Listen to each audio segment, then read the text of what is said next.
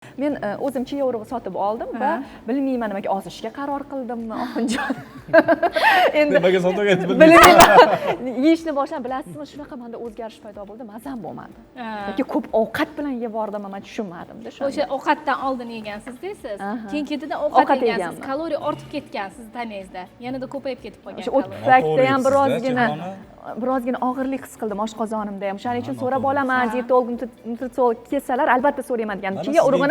Chiya urug'ini to'g'ri taqsimlab berishingiz kerak-da kun davomida. Chunki menga o'xshagan dugonalarim ham bor, aynan to'g'ri taomlanmagani uchun biz bundan voz kechdik.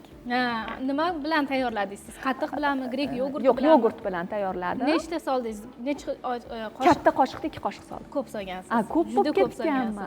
Juda ko'p solgansiz. Mana sababi. Grek yogurti 1 stakan, o'sha grek yogurti yoki 1 stakan qatiqqa 1 choy qoshiq chiya urug'ini solsangiz bo'ldi, yetadi. 1 choy qoshiq yetarmidi? Siz qancha soldingiz?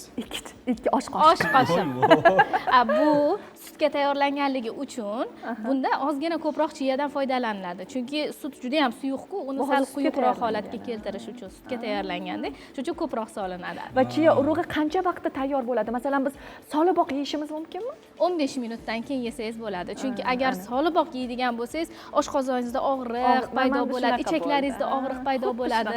Xushida, demak, xato qilibman. O'zimda sinab ko'rganim uchun ham sizdan shuni so'rab oldim. Endi dugonajonlarimga ham ozmoqchi bo'lgan, ortiqcha vazni bor dugonajonlarimga ham aytgan bo'lardim. Buni to'g'ri, o'zini baribir tartibi bor ekan, yeyish tartibiga qarab yeyish kerak ekan.